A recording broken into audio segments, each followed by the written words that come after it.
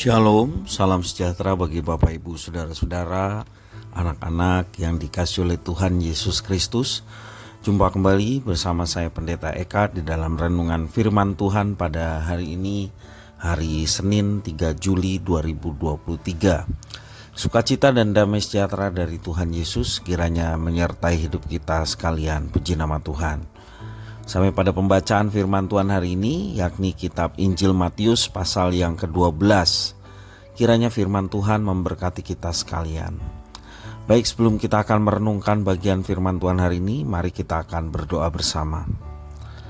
Tuhan Bapa di surga, di dalam nama Tuhan Yesus, kami datang kepadamu ya Tuhan, mengucapkan syukur dan terima kasih untuk setiap kebaikan dan kasih setia, penyertaan dan pemeliharaan yang sungguh kami alami dari hari ke hari sampai pada hari ini. Biarlah semua itu menjadikan kami semakin mengenal pribadi Tuhan, dan pengenalan akan Tuhan membawa kami untuk hidup dalam ketaatan akan firman-Mu. Karena itu Tuhan, kami mau terus merenungkan bagian firman Tuhan. Biarlah Engkau memampukan untuk kami dapat memahaminya, serta kami dapat menerapkannya dalam hidup kami. Terima kasih Bapa, terpujilah nama-Mu. Demi nama Tuhan Yesus kami berdoa. Haleluya. Amin. Bapak Ibu Saudara-saudara yang dikasihi Tuhan, pembacaan firman Tuhan dari Injil Matius pasal 12. Saya akan membacakan di ayat yang ke-15 sampai ayat 21 menjadi perenungan bagi kita sekalian. Demikian firman Tuhan. Tetapi Yesus mengetahui maksud mereka lalu menyingkir dari sana. Banyak orang mengikuti Yesus dan Ia menyembuhkan mereka semuanya.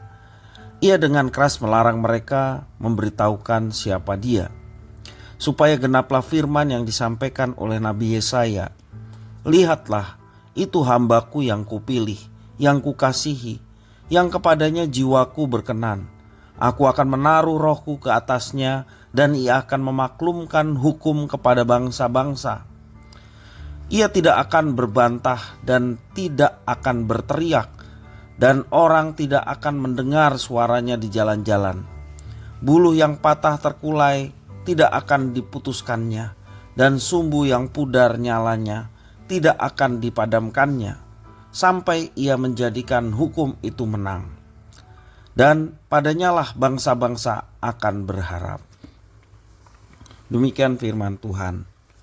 Bapak Ibu Saudara-saudara yang dikasihi oleh Tuhan Yesus Kristus, dalam masyarakat pada umumnya orang yang dipandang baik adalah orang yang taat dan tunduk pada peraturan-peraturan yang ada. Demikian halnya dengan orang-orang Farisi. Mereka adalah orang-orang yang dikenal tidak hanya baik tetapi juga kudus di masanya. Banyak orang mengikut Yesus dan Ia menyembuhkan semua orang sakit. Namun Dia dengan keras melarang mereka yang disembuhkan itu memberitahukan siapa Dia. Dalam ayat 15b sampai 16, Yesus mengatakan demikian. Yesus sungguh tahu bahwa misinya di dunia adalah memaklumkan hukum kepada bangsa-bangsa. Ia tidak akan berbantah dan tidak akan berteriak, dan orang tidak akan mendengar suaranya di jalan-jalan. Ayat 17-19 mengatakan demikian. Di dalam kitab Yesaya ada nubuat mesianik, khususnya di dalam Yesaya pasal 42 ayat 1 sampai yang keempat. Nubuat mesianik Nabi Yesaya digenapi dengan sempurna di dalam diri Yesus. Yesus bekerja bukan untuk popularitas. Di dalam pribadinya orang-orang yang lemah akan menemukan kekuatan, sebab Dia tidak akan membiarkan buluh yang patah terkulai atau sumbu yang pudar nyalanya menjadi padam. Ayat 20 mengatakan demikian. Dan pada Yesus ada pengharapan bagi bangsa-bangsa. Itulah nubuat yang telah digenapi di dalam diri Yesus. Jelas bahwa Yesus mengambil pilihan yang berbeda dari orang Farisi. Orang Farisi memilih untuk sibuk memastikan diri sendiri dan orang lain agar tidak melanggar aturan dari hukum Taurat, sehingga dibutakan hatinya untuk melihat kesulitan, penderitaan, dan teriakan tolong dari sesamanya. Yesus memberikan pengajaran yang berbeda dari orang Farisi, yaitu bahwa hukum Taurat sebenarnya diberikan kepada manusia untuk menolong manusia agar semakin mengasihi Tuhan Allahnya, juga mengasihi diri sendiri dan mengasihi sesamanya. Ajaran Yesus sungguh menyatu dengan tindakan dan karyanya. Ada satu integritas dari apa yang diajarkan, demikian apa yang dilakukan. Lalu bagaimana dengan kita? Berita apakah yang kita wartakan? Apakah kita mewartakan Kristus ataukah kehebatan diri kita sendiri? Ini yang perlu kita renungkan.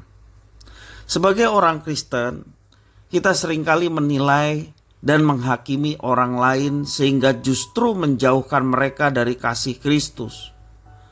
Marilah kita lebih berfokus dalam hidup dengan melihat kebutuhan, kesulitan, dan penderitaan orang lain. Kasih kita kepada sesama seharusnya mengikuti teladan dari Tuhan Yesus yang diwujudkan melalui tindakan-tindakan yang nyata. Bapak, Ibu, saudara-saudara yang dikasihi Tuhan, percayalah ketika kita melakukan apa yang Yesus lakukan dalam rangka kita menyatakan kasih kita kepada sesama, bukan untuk penilaian diri kita yang ingin dilihat orang lain baik, tetapi sungguh-sungguh sebagai wujud yang tulus akan kasih kita kepada orang lain, maka apa yang kita tabur itu tidak akan menjadi sia-sia, melainkan boleh menjadi berkat bagi sesama sehingga mereka pun boleh mengenal Kristus melalui kasih kita yang dinyatakan kepada mereka. Marilah kita fokuskan hidup kita untuk melaksanakan apa yang Kristus telah perintahkan dan juga ajarkan dan berikan teladan dalam kehidupan kita. Dan percayalah ketika kita melakukan seperti yang Tuhan inginkan, ketika Tuhan senang maka Tuhan yang akan menyertai. Dan ketika Tuhan menyertai maka berkat Tuhan akan turun, baik kepada mereka yang melakukannya dengan tulus maupun juga kepada mereka-mereka yang sudah melihat dan mendapatkan dampak dari perbuatan kasih yang dilakukan oleh anak-anak Tuhan. Kiranya kita semua boleh menjadi pelaku-pelaku firman dengan melaksanakan apa yang Tuhan telah perintahkan, apa yang Tuhan ajarkan, apa yang Tuhan teladankan di dalam kehidupan kita setiap hari. Kiranya Tuhan Yesus memberkati kita sekalian. Mari kita berdoa. Tuhan Allah Bapa di surga, di dalam nama Tuhan Yesus, kami mengucapkan syukur dan terima kasih atas firman Tuhan. Engkau yang menolong kami untuk kami memiliki kasih seperti yang Engkau telah teladani, yang Engkau ajarkan. Biarlah Tuhan memampukan kami ya Tuhan, memiliki kasih yang tulus pada sesama kami. Sehingga melalui itu semua apa yang kami kerjakan sungguh menjadi kemuliaan bagi Tuhan dan boleh mendatangkan berkat bagi orang lain.